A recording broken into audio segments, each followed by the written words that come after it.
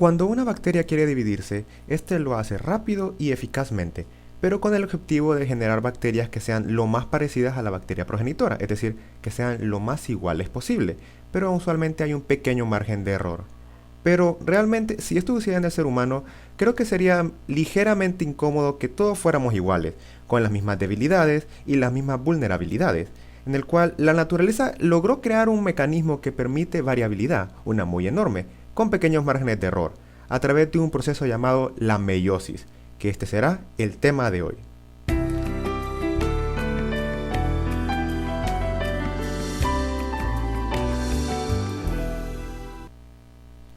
Hola a todos, un placer estar con ustedes de nuevo.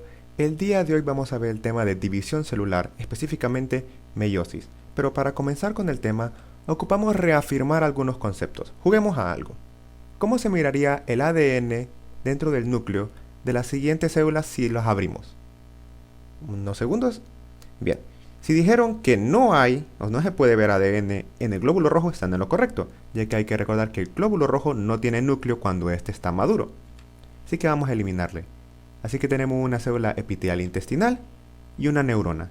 Algunas de sus características son, por ejemplo, que la célula intestinal tiene el potencial de división y la neurona no se divide. Así que podríamos suponer que quizás su ADN se mira algo distinto. Así que vamos a abrir ese núcleo. Ok, quizás esto no es algo de lo que muchos esperaban. ¿Dónde están los cromosomas en forma de X que miramos todo el tiempo? Así que creo que tenemos una confusión general con eso, en ambas células. Comencemos a reafirmar estos conceptos. Agarramos este núcleo y pongámosle algo de fondo para que no confunda tanto la imagen. Lo que estábamos viendo realmente es lo siguiente: hebras de ADN o hebra de cromatina. Entonces, cada color que tenemos acá es un cromosoma con una línea de cromatina, que solamente es una línea de ADN condensado. En el núcleo podemos encontrar dos tipos de cromatina. Eucromatina, que es ligeramente descondensado, más libre. Este se puede transcribir y hacerse proteínas a base de él. Y también tenemos heterocromatina. Este extremadamente condensado, no se puede transcribir y sirve para ahorrar espacio. Si nosotros viniéramos y las condensáramos todavía más, para poder hacerla en una forma un poco más didáctica, se mirarían así. Esto no lo vamos a encontrar en la naturaleza realmente todo el tiempo.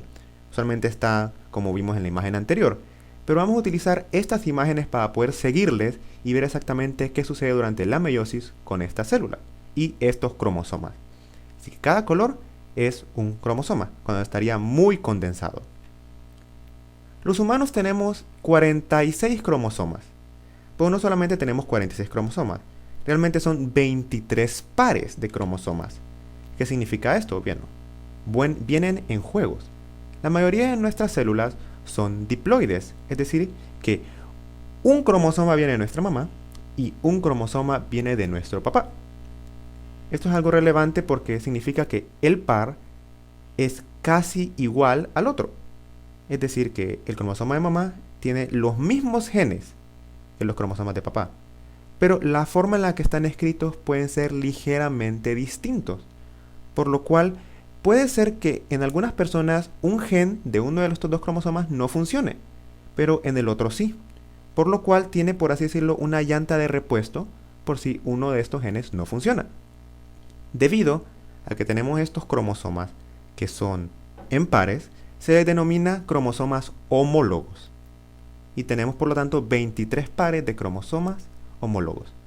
Las únicas células de nuestro cuerpo que no son diploides son los gametos, es decir, los espermatozoides y los ovocitos. Estos son haploides, es decir, que no tienen el par, solamente tienen un juego. Pero tiene sentido, porque si nosotros llegásemos a combinar ambos, como sucede en la naturaleza, estos van a producir una célula que tiene el par completo. Así que estamos hablando de cosas de normalidad por el momento. La meiosis, vamos a ocupar a explicarla bien, porque uno tiende a confundirla con la mitosis. La mitosis se parece mucho a la meiosis, pero la meiosis consta de dos ciclos para poder completarse, mientras que la mitosis es de un solo ciclo. La meiosis solamente se va a dar en células sexuales. Usaremos solo un par de cromosomas homólogos para este ejemplo. Uno es materno y otro es paterno, ahorita no es relevante saber cuál es cuál. En la fase S, o fase de síntesis, se van a multiplicar las cadenas de ADN, por lo cual vamos a tener ahora el doble de ADN y vamos a tener copias iguales. Vamos a colocar esta copia igual de un tono ligeramente distinto a su cromosoma. La meiosis, al igual que la mitosis, cuenta con 4 fases: una profase, metafase, anafase y telofase. Depende si es la meiosis 1 o meiosis 2, porque tiene, como habíamos mencionado, 2 ciclos. Vamos a colocar el número después del nombre. Por lo tanto, en la meiosis 1, la primera profase se llama profase 1. Vamos a hablar de ella. En la profase 1, en la meiosis, cuenta con múltiples subfases que pueden ser muy confusas para el estudiante. Así que vamos a ir parte por parte.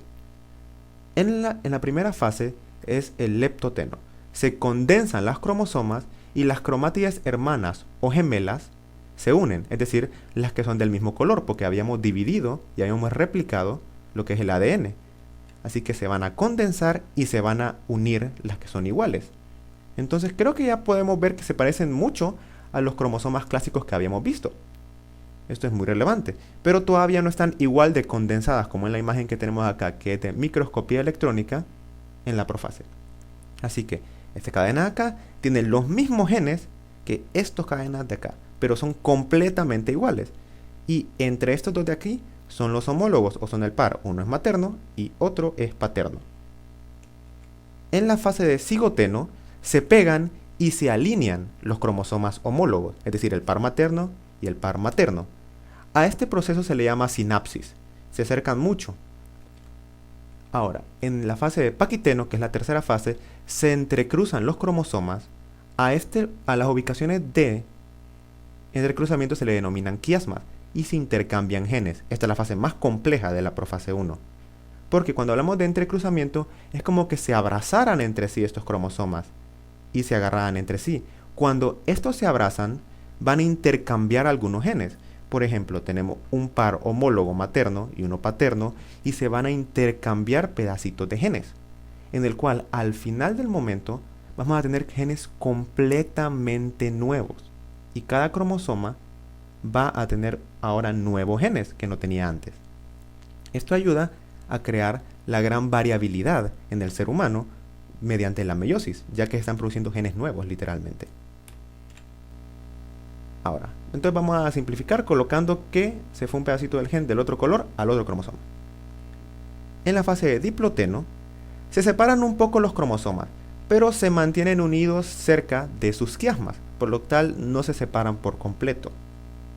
Y en la última fase, en la diacinesis, se terminan de condensar los cromosomas y desaparece la envoltura nuclear. Claro, de trasfondo han pasado múltiples otros procesos en la célula, pero enfoquémonos en estos. En la metafase 1, los cromosomas ahora van a la línea media de la célula. Por mientras tanto, múltiples estructuras tubulares viajaron a los polos de la célula que van a ayudar a separar los cromosomas.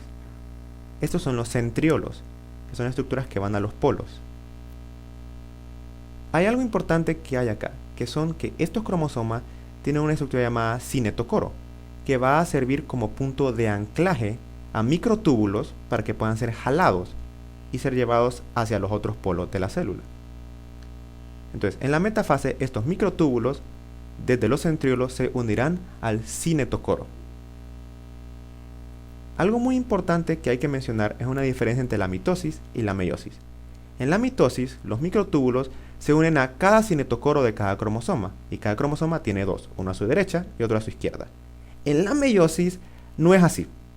En la meiosis sucede que, ya que tenemos los dos cromosomas pegados, cada quien con su cromátide hermana, resulta que en el juego de los dos cromosomas solamente se unirá los microtúbulos a un cinetocoro por cromosoma. Esto va a hacer que la división sea desigual. En la anafase se separan y se jalan los cromosomas a los polos. Así. Quiero que noten algo. Vamos a colocar una imagen de la mitosis para ver la diferencia. Volvamos a verlo. Esto es meiosis. Se jala el cromosoma completo con doble cromátida. Pero en la mitosis es distinto, ya que los cromosomas no estaban pegados con sus homólogos. Y cuando se deciden jalar, miramos que se divide la cromátide, se separan las cromátides entre sí, algo que nos sucede en la meiosis 1. Ya en la telofase, desaparecen los microtúbulos, reaparece el núcleo, se separan las células y se descondensan un poco los cromosomas. Ahora sí, tenemos dos células haploides, pero tienen doble cromátida, así que tenemos código genético extra en estas células, lamentablemente. Entonces, ¿qué vamos a hacer con ellas?